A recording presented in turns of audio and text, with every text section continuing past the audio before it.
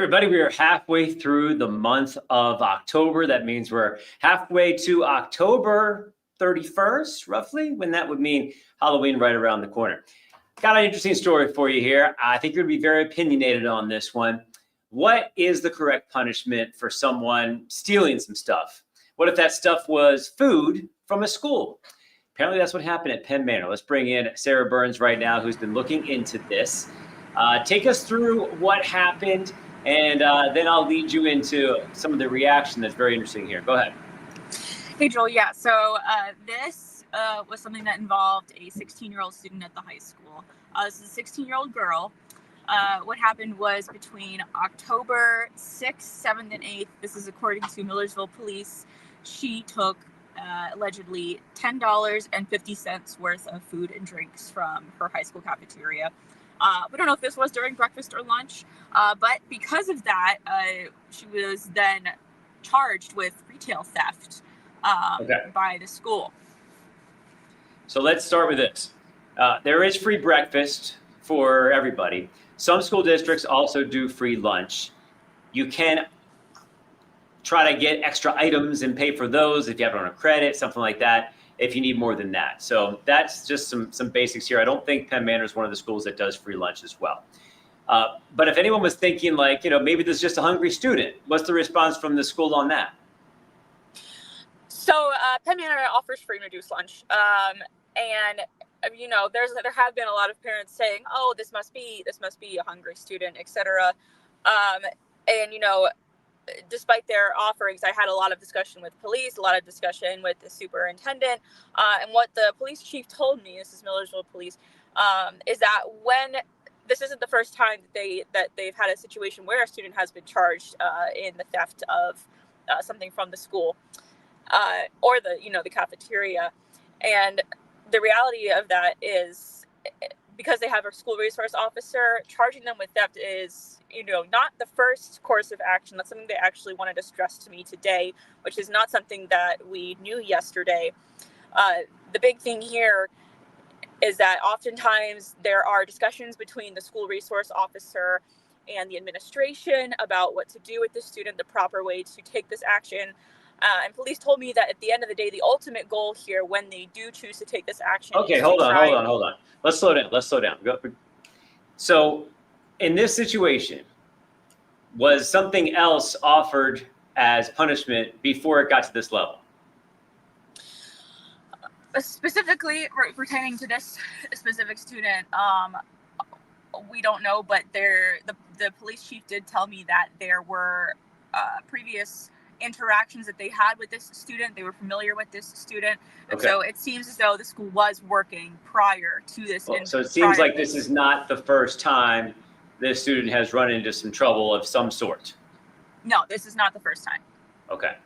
All right. I want to get back to something. I thought you said in your prior reporting on this that the school says that it provides food to the kids who need it. So it's not like this was just a hungry kid who needed some food and couldn't pay for it. Is that accurate from your reporting? So they released a statement today, and they said that in their statement that no child in any of your schools will go without a lunch. A lunch will be provided no matter what. It's a standard student lunch that they said might not always be preferred. They did not get into detail on what that specifically would be. Right. But they did say no child at least would go hungry during school. Gotcha. All right. So at the very least, there was some sort of food provided, and then this, according to the school district, and then this student took some food items beyond that amount.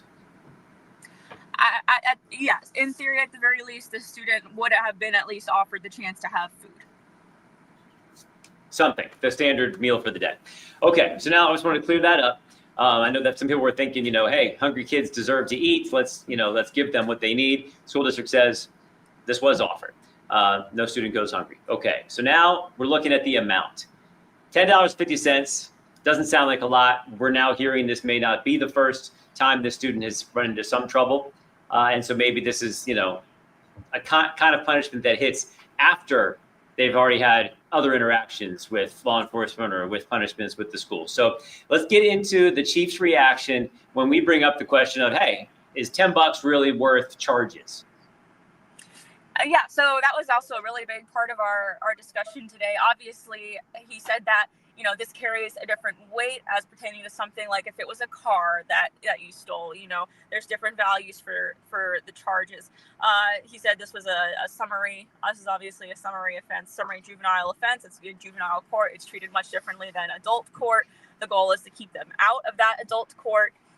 He also said that if this is a first-time offense, for multiple students who do commit this as a first-time offense, they get put into this youth aid program that's kind of like a mock sort of judicial system where they learn how to handle themselves and they go in as a guilty verdict. And so the goal to not reoffend.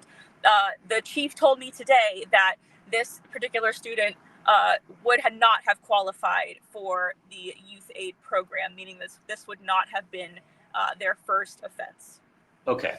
All right. So we're getting background on the student involved. Obviously, we don't have names here. It's a minor, but we are getting some context for what's going on here. I don't think when we asked this question to the public, they knew that this person had some prior problems or other, incidences of either breaking laws or breaking rules or having some trouble. This is new info. That's new info that we had confirmed today. Okay. Because on the surface, a lot of people are saying, the punishment doesn't fit the crime. But like you're saying, this is kind of a deterrent and trying to get their attention that maybe detention or other punishments just didn't do if this is a pattern of breaking rules. Yeah, and that's a major part of the conversation I had today with the chief, is that it seems like, this is obviously not the route that they would want to choose to take for children, but after multiple interventions and what seems like discussions between admin and the school resource officer, This is sometimes the resort that they have to go to. Did they indicate how many times this may have happened in the past, other people getting similar charges? I did ask about those statistics. He said he did not have them ready for me, but I am able to confirm that it has happened in the past, Okay. Not the first time, but probably pretty rare. Seems. Yes. Okay. Any final words here? I mean, on the surface, once again, this sounded pretty interesting, pretty rare, maybe a little extreme, but now we got a little more context to it. I think and we have that added context now. The biggest thing here that we've gotten is the overwhelming amount of community reaction, and a large amount of that we've had people commenting, offering to help pay for students' lunches, not wanting them to go hungry. Penn Manor has released information on that, which we are adding to our website in the next couple of hours. But for those who are interested, they are making checks payable to Penn Manor, and I actually have that for you here. If you are interested in helping out students who are hungry, you can send, let's see what it is, a check or money order to Penn Manor Food Services, and that's at 100 East Cottage Avenue in Millersville, and you should put "share your cheese" in the memo line of the check. So gotcha. I'll have people all really that want to for reach you. out and be involved that way, they can. But the two big pieces I'm getting from you now, as opposed to just the headline, which is accurate, student charge of taking $10 in food from the cafeteria, is this person had some run-in with either law enforcement or the administration by breaking some rules before this point, and that the school is providing food to anybody who needs it, that the kids aren't going through and needing food and needing to steal the food to have it. That's what we're basically getting from this. Is that accurate? Yes, that's all new information for today. All right, folks, now we'll see what you think about this. Does it change your mind or not? Is it still too harsh of a punishment? $10 equaling actual charges. Now, these are juvenile charges. Sometimes they can be expunged as you get older and nothing else happens. Sometimes they can wipe those away. But the chief said you got to possibly set a standard here and set an example and maybe try to change the way people are going here. All right, maybe the family cannot afford the food. Seems ridiculous for $10. Well, like Michael, a lot of people felt that way, but it sounds like that was not really the issue, according to the school district, that the food is provided for people that need it. Can't steal. Programs are in place for hungry kids. Yeah. All right. A lot of reaction to this. We appreciate that, folks. But now, we want to react to the current information we have. And that's good stuff that Sarah got for us today. All right. We look forward to seeing your report at 5 o'clock on CBS 21. All right. That was Sarah.